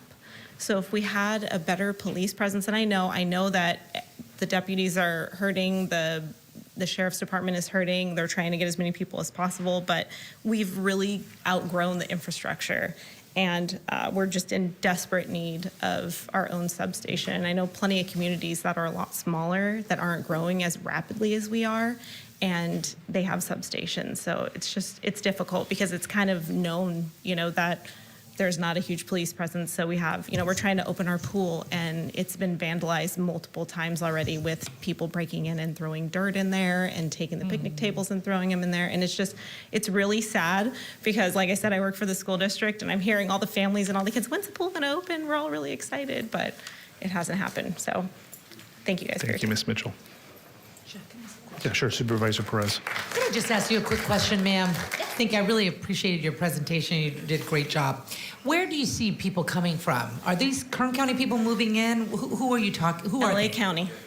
They're all coming from LA County, because you can live in Rosemond. We're right, for those of you that don't know where Rosemond is, we're right on the border. So once you pass out of Rosemond, you are now in LA County. So that's, the prices go up, the housing goes up, everything goes up. So we have a lot of people moving from LA County to Kern County to Rosemond, because it's the very, very bottom of Kern County. So they're paying our tax rate, and they're getting homes there, and so that's why we see all those homes going up.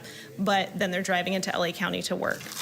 So we just don't have the support to cover all the new people that are coming in. And unfortunately, a lot of the people that are coming from the LA area are bringing with them activities that are not really representing, it doesn't represent us as a community from when I grew up. It's vastly different from when I grew up to now, just in the gang activity and the things that the kids are getting into, so. Of the increases in body of people that you're seeing, what percentage would you say are from Los Angeles? Just from your own anecdotal experience. Honestly, my own anecdote, I would say from Los Angeles County, not just necessarily Los Angeles, I would say like 80%. Most of the students that I get, they're like, yeah, we moved from, Lancaster, we moved from Santa Clarita, we moved from LA, we moved from, it mainly coming from south going north. Thank you. Thank you.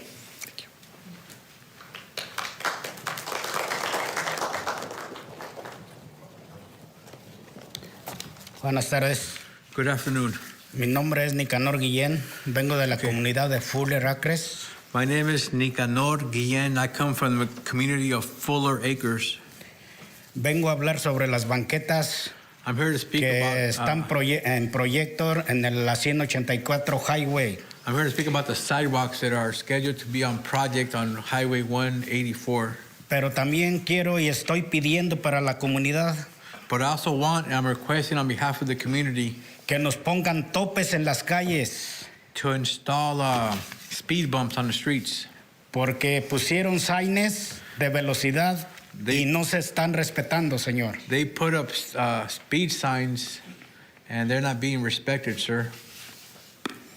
Además, también estamos pidiendo que se nos alumbre nuestra área de Fuller Acres. Furthermore, we are requesting lighting for our area of Fuller Acres. Tengo entendido que PG&E no está respondiendo. It's my understanding that PG&E is not responding. ¿Por qué no hacen un cambio a ponernos lámparas solares? Why not make a change and install for us solar lamps? Y tengo una pregunta. And I also have a question. ¿Qué me pasaría si yo no pago mis taxes de mi propiedad, ya que tengo 27 años pagando y no me hace nada en mi comunidad? I have been paying property taxes for 27 years. What would happen if I stopped paying property taxes? Because in 27 years, nothing has happened in my community. The IRS would come get you. La hacienda vendrá por usted. Pido banquetas, pido drenaje porque no lo tenemos. I'm asking for drainage pipes for sidewalks and gutters because we do not have that. Todo eso para ponerlo a que trabaje nos está saliendo muy caro. ¿Todo lo que qué? Si se nos llena la fosa séptica, es carísimo. If our septic tank is full, it costs us a great amount of money. Gracias. Thank you. Sir. Thank you. Okay, next speaker, please.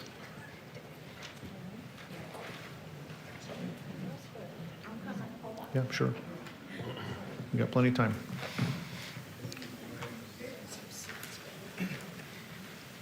It's like the price is right running up here. Okay. My name's Nadine Escalante. Good evening, Board of Supervisors. These are my concerns as a community member who advocates for this community firsthand. I have had conversations with you, Supervisor Flores, with you, Supervisor Perez, about the homeless issue. My biggest concern right here is public protection is on our pie graph that we did, is at 63.4%. People here are asking for lights, curbs, streets to be safe, stop signs. That's all public safety. However, we keep putting our public safety in law enforcement, and we're not getting any safety. We have somebody from Roseman talking about the vandalism. My family lives out from Roseman. I'm from Roseman. Nothing has improved out there. Crime is getting worse because the people that are coming in from Orange County, LA County, because it's a 45-minute drive. It's easy to go to work faster from Roseman to LA to move out to Roseman. When we see public protection, the sheriff, the DA, the probation getting 64% of the budget, and we see education getting 1%. We see public assistance getting 3%. Why are our people living in poverty? It's because of the decisions that you're making year after year after year.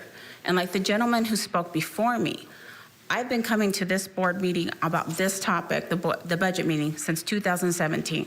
I've been a homeowner for 24 years. I remember the very first meeting when Mr. Maggard was here, and I said, where are my taxes going? I'm paying roughly $3,000 a year in my taxes. We got streetlights within a week. Why aren't we helping the people in Lamont and Arvin? Why aren't we helping them? Because to me, it looks like it's a color issue. I live in a nice middle-class neighborhood, and I don't think it's fair that this is what we do to our people. My time's up. Thank you, Nadine. Thank you.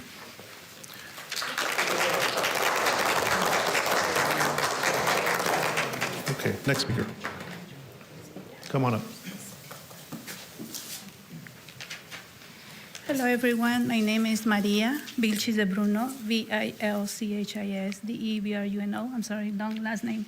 So I got here to United States in 1995. I got here to Whitpage for 5 years, and then 2000 I moved to Lamont. So I've been living in Lamont since, and I love Lamont.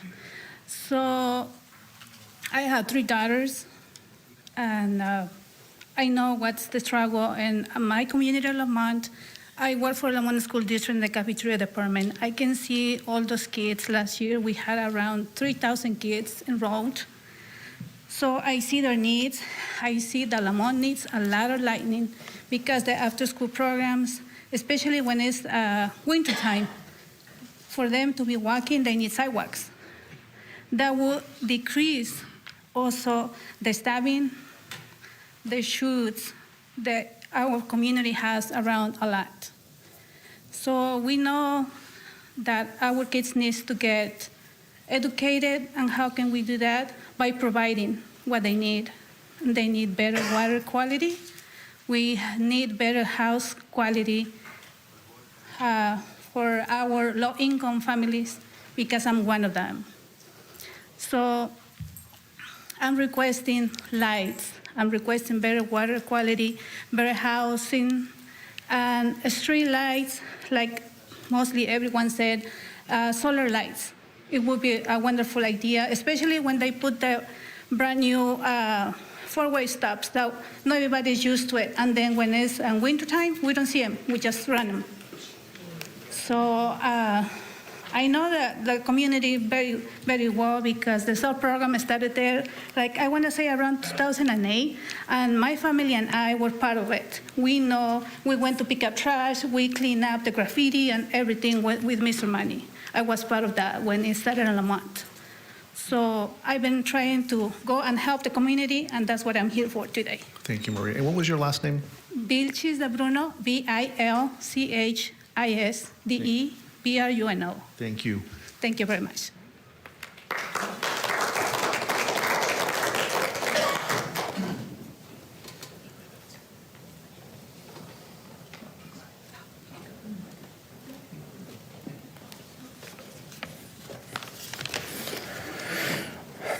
Good afternoon. My name is Jesus Alonso. I'm a community organizer with Clean Water Action. I work closely with the Los Hills community and with Comité de Los Hills en Acción, Committee of Los Hills in Action. I'm here to share their suggestions for improvements in their community. Unfortunately, we weren't able to attend today's meeting, but they have huge concerns about the increase of the 46 going from a 2-lane to a 4-lane.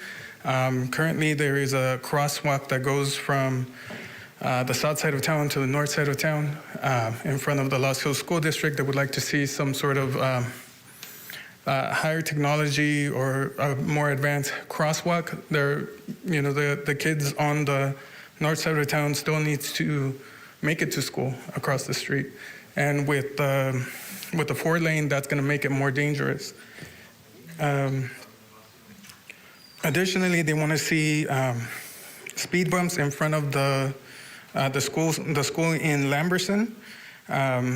Throughout the day and also throughout the night, they see a lot of cars just speeding through because it's just one long road.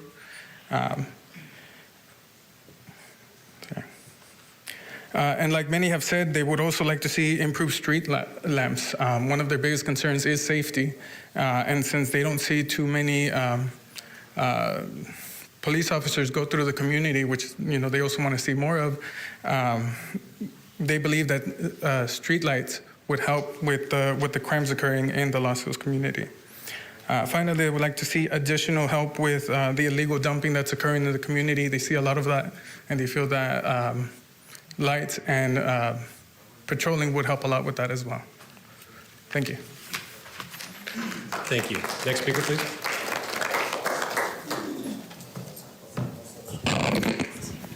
Good evening. My name is Rosa Lopez, L-O-P-E-Z, and I'm a long-term resident of District 3. But I'm here speaking not just on my behalf as a resident, but as a member of the Kern County Criminal Justice Coalition and the Rapid Response Network of Kern, which are 2 community-led coalitions working to improve public safety by promoting public engagement and sound policies to bring systemic change. I want to applaud the advocates and community residents who've spoken tonight and share their hopes for this upcoming budget. It's not easy to do this year after year. Make a case and hope that one day you will listen. Listen to the real concerns and needs our communities are faced with. I won't repeat every ask that has been made, but I want to say enough is enough. What will it take for you to consider that maybe the approach you've taken isn't working? Protecting a community and providing public safety isn't just adding more officers with guns on the streets or continuing to police and incarcerate a community. Public safety is adequately funding desperately needed resources like addressing the need with our animal shelters, providing access to affordable housing, transportation, parks, recreation. It's investing in youth and programs it's updating infrastructures throughout the county. As you heard, people are just begging for street lights, sidewalks, fixing roads, so our workers, farm workers, can drive safely to and from work. These are all public safety needs, and it's time you start to prioritize them. It's time you stop wasting funds prioritizing departments that hasn't proven to really deliver public safety. It's time you start prioritizing programs and services like the ones that were mentioned tonight, because all this will support our communities and really help address the real public safety needs. Thank you. Thank you. Okay, next speaker.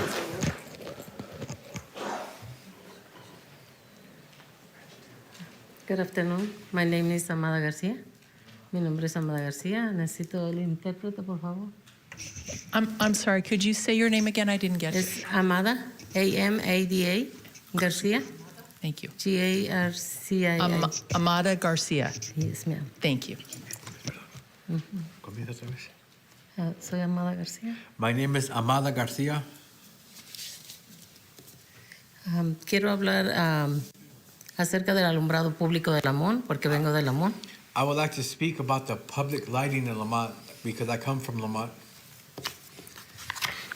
Quiero hablar acerca de este problema que tenemos.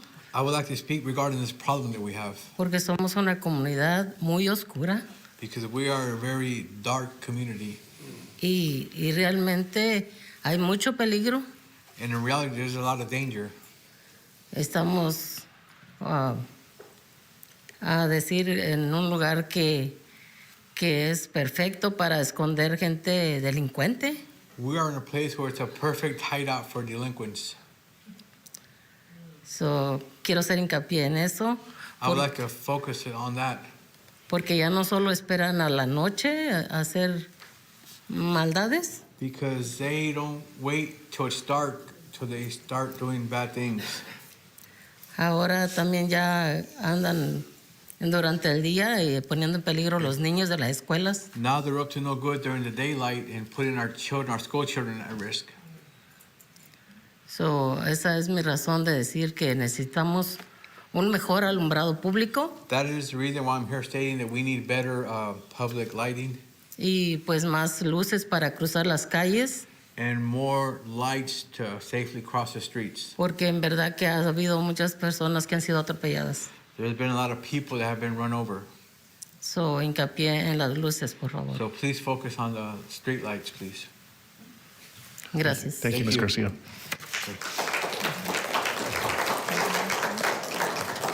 Okay, next speaker, please.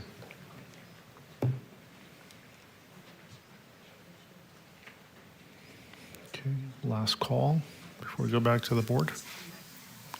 Come on down.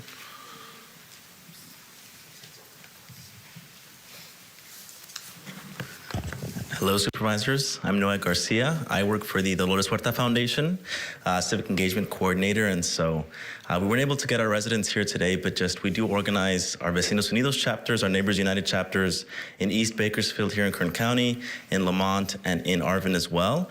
And so I do look forward to meeting with Supervisor Perez for our residents in East Bakersfield and Supervisor Couch for our residents in Lamont. But I just want to echo the kind of asks of many of the residents here that, there needs to be more community development in the rural and unincorporated communities of Kern County. We know that public safety is a necessity and it needs to happen, right? But there also needs to be community development alongside that public safety. If there's no community development alongside public safety, then crime is going to continue to occur and continue to increase. If our youth don't have things to do for community programs, for sports, after school programs, then they're going to run to crime. You've heard from residents here today that crime is still occurring in these areas where we're still increasing our public safety budgets. Why is that happening? It's happening because there's not enough development in our communities, not enough infrastructure, and not enough really showing that you care to these residents by just putting more officers on the street.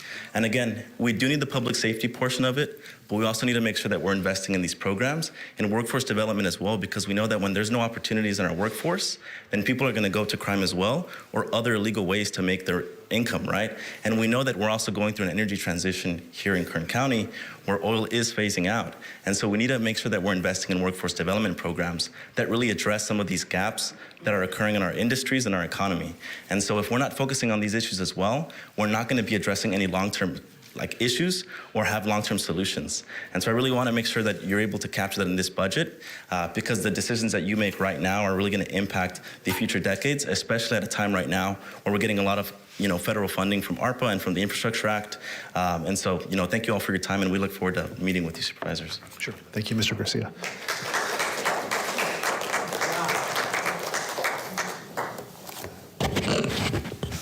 Good evening, everyone. My name is Veronica Vasquez, City of Delano, VASQUEZ. Long time no see. Been working a lot during the day. I'm still a county employee. I had a couple of questions in regards to the section for the COLAs. And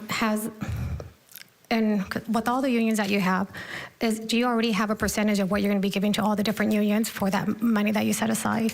And then my other question is, because I've been coming to these like my coworker for many, many years, and the same thing I'm hearing for the rural areas, lighting, roads, basic necessities. Would the county consider offering quarterly free grant writing classes for these community organizations so that they can also get knowledge on how to get the grants? Even if it's a couple of hundred, a couple of thousand, it's a start, but I'm wanting to look more solution-based. That way we can help out these communities who have been pleading for many, many years. I go out there because I'm a county employee. I work out throughout Kern County, and it's true. There aren't sidewalks. A lot of times when you go to homes, you try to see the address. If there's no sidewalk, you can't see the address, and if there's not something on the home. And the line of work that I do is pretty serious, so if I can't find the home, then I gotta go and figure out where that home's located at if there's not an address available. And that's simple, basic stuff that the kids need. So if we could do quarterly grant writing classes, because if not, those grant writing classes are pretty expensive.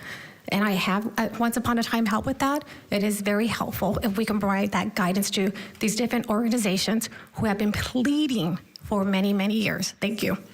Sure. Supervisor Perez, thank you. Veronica, thank you. In all my time walking precincts and talking to constituents, in particular this region, I probably don't hear about any subject more than lighting, right? Roads, everything you're saying, basic necessities. And it's particularly maddening because in order to put lighting into a community, everybody in the community has to agree to pay for the electricity. I think it's a design defect, frankly, in the law, and it is very problematic because nobody wants to pay for the electricity naturally, in particularly strapped communities like we come from. So one of the projects we engage in through the planning department as experimental was these solar light projects that are beautiful. They don't require an ask of the voter. They don't require additional electricity. And of course, this perfect, beautiful solution is about $250,000 a pop. It's stunning. I don't know why that is. I think it's atrocious, and really for me was sort of heartbreaking and just sort of stopped us in our tracks because perhaps maybe each cycle I could do maybe 1 or 2 lights. Now that was a while ago. I don't know where it is now, but I think an incredible project would be to engage in serious grant writing focus on this one issue, solar lights, because they don't require the vote. They don't require people saying they're going to pay for the electricity. Just people don't want to pay for that, especially it's a general light that goes to everyone. It's not for a specific individual. I think the structure of it is flawed, and we don't have success with it for the obvious reasons. But that solar light project is so exciting because it's disconnected from it. It's an incredible installation fee. It will blow your mind to learn the cost, really. It's just outrageous. But I think a some kind of project that looks to put it, light up the dark with 100 of these lights in conjunction with maybe some of our private sector solar actors with some grant money. I mean, that is a legitimate, real project that if all of us are on the same page and all moving in the same direction, I mean, we could really light up a dark space. But it's incredibly complicated and very expensive in a way that, to me, has proven to be cost prohibitive, which is heartbreaking. Now, in all fairness, that was several years ago, and I haven't looked at it in the last few years just because it was cost prohibitive, frankly. But I think we should revisit it, and technology has improved, it has changed, and we can relook at that. But I think if you're serious, we need a very directed project that says we need $10 million of solar lights in 2 streets, literally. Can I do a follow-up with that being said? I think that's a perfect segue to start town halls. Do you have that type of detailed information and the motivation to encourage these different organizations to help out in regards to bringing the funding, not only the expectation for the county, but as a community? Because as you can tell, year after year after year, these community groups are coming here. So I really feel as though they would be motivated to help out. Thank you. And I promise you, Veronica, year after year, this body pulls her hair out trying to think about how to make a light that costs $220,000 really work and make sense and pencil out. However, with real organizing, right? With tax credits to companies that will maybe provide some of the product, and then we have maybe some of our union brothers and sisters help in the construction, that would make it doable. On its own, it's outrageous. So let's talk about it, okay? Let's talk about it. Thank you. Thank you. Thank you. Okay, next speaker.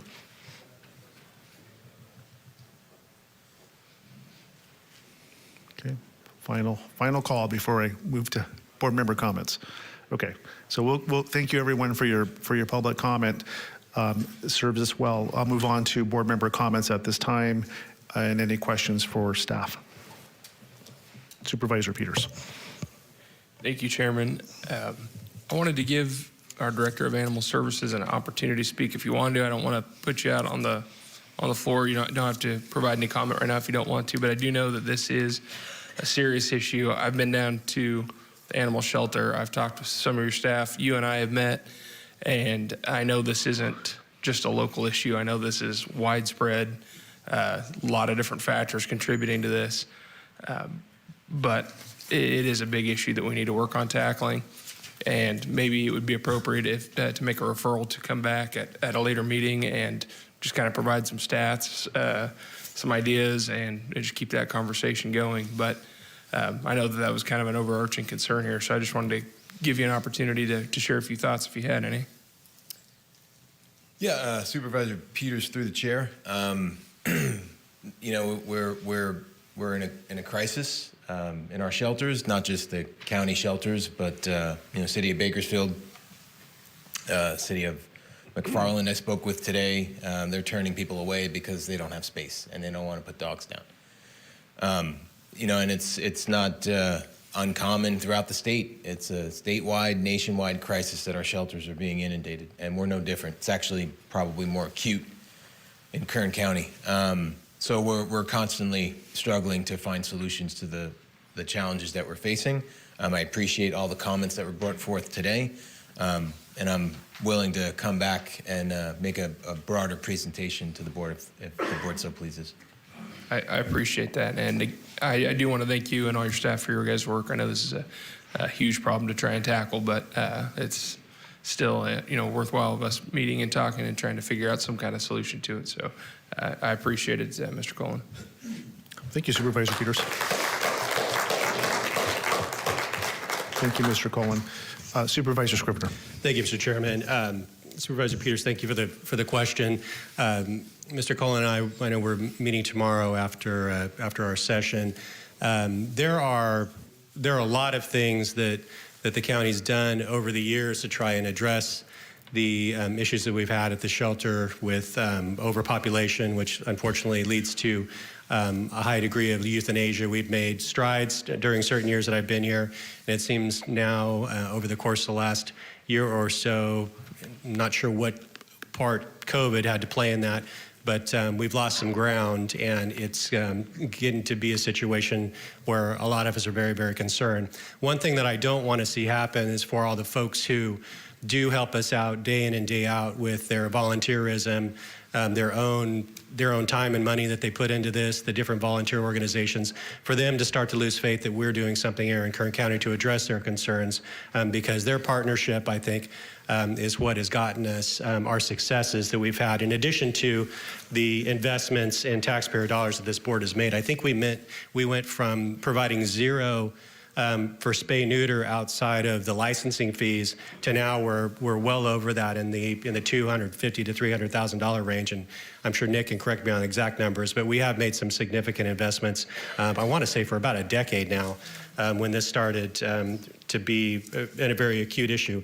But animal services, as we've heard, is only one of the issues that people are concerned about. We heard a lot of people talking about crime. Some of the folks from my area are concerned about the lack of a substation in Rosamond. I know no one wants to see that substation open more than our sheriff does. And a part of getting that accomplished is staffing up the sheriff's department.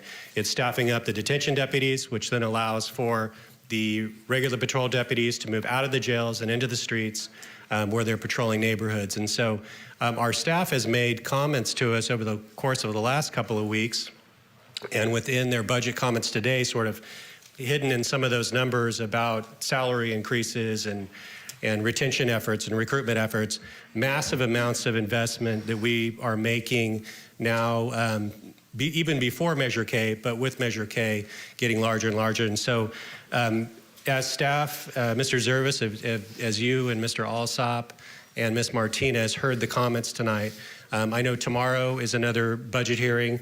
This is more of a listening session for us. It's a lot less of the board giving input, and so I don't want to get too far into that. But I know that staff is going to be prepared to address many, many things that were brought up here today.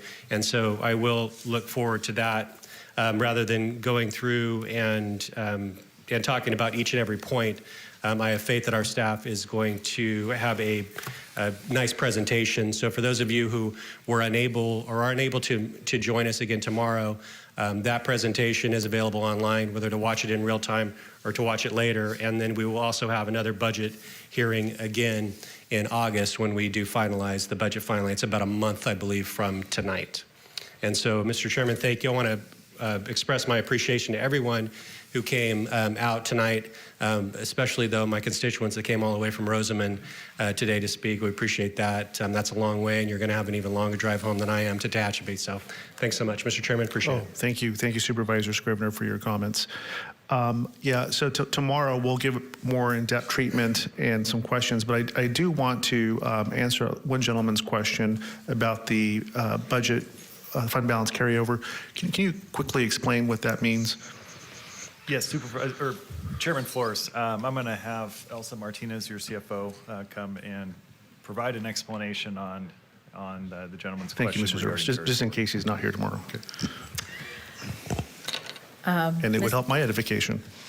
Mr. Chairman, we accountants tend to come up with terms, but I want to make sure it's clear. Today, I started the presentation talking to you, saying this is changes to the general fund and the fire fund. The gentleman that spoke about referred to the Department of Human Services. So if I could ask the clerk to put the PowerPoint presentation back, I want to make sure that it's clear to your board and the gentleman what we're talking about when we talk about carry forward.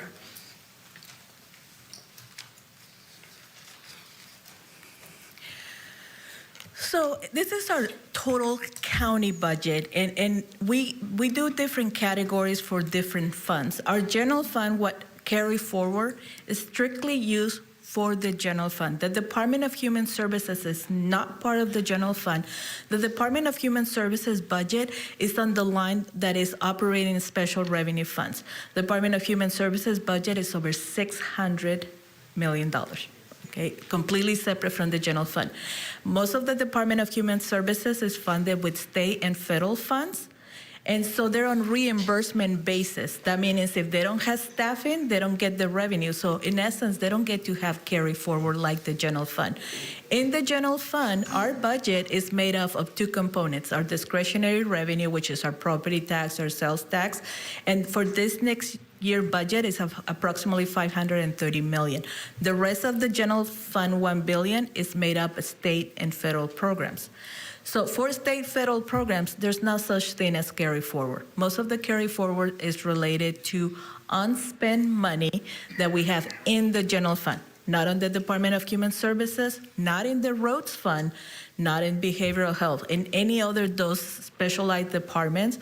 So when he's talking about unfunded or not filled positions in DHS, none of the funds in the Department of Human Services are used for projects unless they're specifically related to the Department of Human Services. Thank you. Thank you. Thank you, Ms. Martinez. Okay, I think we're wrapping up. Again, I'd like to echo the comments that were said before me from my colleagues. Thank the public for coming out tonight. Not only is this the budget of Kern County, this is your budget. This is the people's budget. Your input matters. Thank you for taking time to come out on a Monday evening, for your engagement, for your thoughtful questions. Quite frankly, we got some very sobering comments out there, state of affairs in terms of basic infrastructure, and we'll get into that. And a lot of this is just poor planning in generations ago. Some of these rural communities were built without the American standards that we have now in 2023. Whole subdivisions, whole communities were built without this basic infrastructure. So a lot of these issues are legacy issues. We will get to that. We're committed on the animal control front. Thank you for your passionate comments. Those are also well heated. I'm very optimistic about the spend there in terms of the new direction for a new facility, the design. All in all, we're looking 18, maybe $20 million of new investment there. So we'll get through this, and we can get through this together with your help. So thank you. And is this receive and file require a motion? So at this time, I'll ask for a motion. So moved. Second. Okay, motion and second. Please cast your vote. Hang on. Okay, now cast your vote. Thank you. Thank you. The motion is approved, 4 ayes, 1 absent. Supervisor Couch. Thank you. Okay, so having no more items to consider, I'll entertain a motion to adjourn to tomorrow at 9 a.m. So moved. Okay, thank you. We're adjourned.